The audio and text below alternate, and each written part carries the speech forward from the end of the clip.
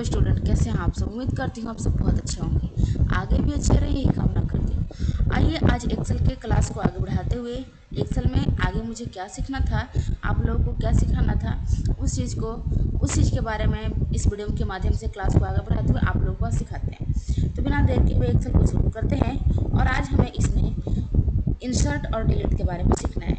Insert और delete क्या होता है, तो जब हम लोग स्क्रीन पे आएंगे तब हमें बेहतर तरीके से समझ में आएगा। ठीक है, देखिएगा। अब हमें इंसर्ट में टैब की बात नहीं कर रही, मैं यहाँ पे इंसर्ट और डिलीट इसकी बात कर रही हूँ।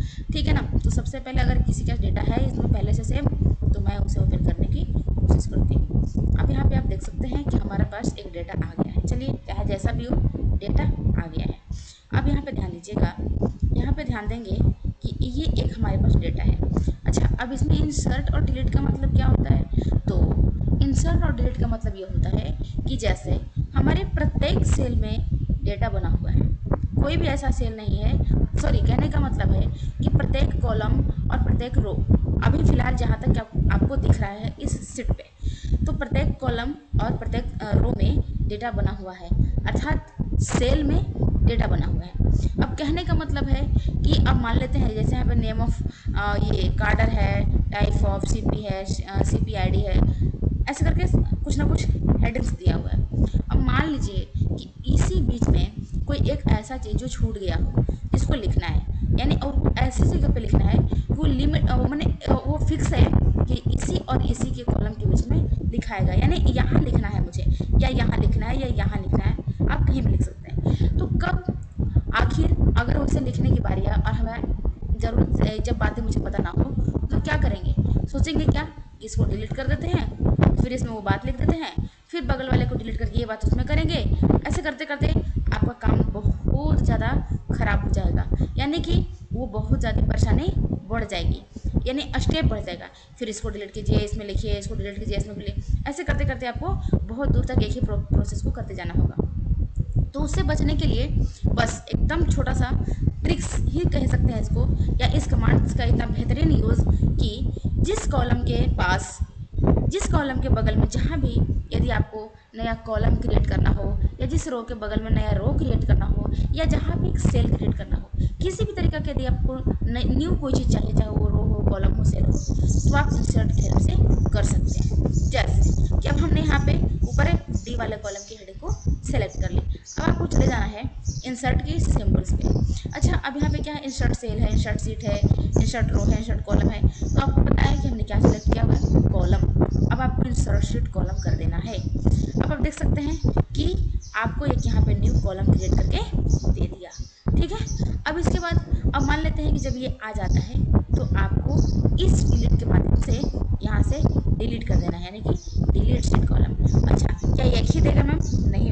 नहीं बच्चे, एक नहीं देगा। आपको जितना चाहिए होगा उतना आप यहाँ से सिलेक्ट कर लेंगे, और सिलेक्ट करने के बाद आप यहाँ पे क्लिक करके और इंसर्ट शीट कॉलम पे क्लिक कर देंगे, आपको उतने संख्या में दे देगा, और आपको नहीं चाहिए होगा यहाँ से डिलीट कर लीजिएगा।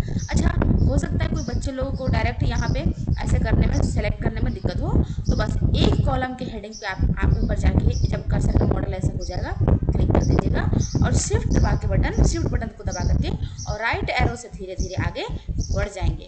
ठीक है, कोई सिलेक्ट करने में कोई परेशानी नहीं होगी, और बाकी इंसर्ट करना और डिलीट करना आपको बता दी। ठीक इसी तरीक़ा से यदि आपको रो चाहिए होगा, ठीक है, तो आपको इधर रो के हेडिंग पे से क्लिक करना है, और यहाँ पे शिफ्ट के साथ डाउन एरो से इसको सिलेक्ट कर लेना है, और जितना चाहिए होगा आपको इंसर्ट पे जाना है और यहाँ पे क्लिक कर देना है इंसर्ट शीट रो। अब आप देख सकते हैं कि आपके पास रो आ गई। ठीक है, इसके बाद आप बस यहाँ पे क्लिक करें, और यहाँ पे क्लिक करने के बाद डिलीट शीट रो कीजिए, जिससे कि वो डिलीट हो जाता है। अब इस तरह से सेल की बारी आती है, तो यहाँ पे कर्सर रखते हैं और आपको यहाँ पे इंसर्ट पे क्लिक करना है, और ये अब कहता है कि आपको किस तरफ चाहिए होगा, राइट में, डाउन में, किस तरफ। मान लीजिए मुझे राइट में चाहिए, तो मैं यहाँ पे ओके कर देती हूँ। आप देख सकते हैं यहाँ पे हमारे पास एक न्यू सेल क्रिएट होके आ गया है। बस उसी को सिंपली डिलीट करना है, यहाँ जाएंगे और डिलीट सेल पे क्लिक कर देंगे। ठीक है। अब इसके बाद क्या आती है, शीट। बस नॉर्मली भाई इतना बता देने के बाद इतना तो खुद ही कर लेंगे, हमारे सारे स्टूडेंट्स लोग बहुत तेज हो गए हैं अब पढ़ते पढ़ते।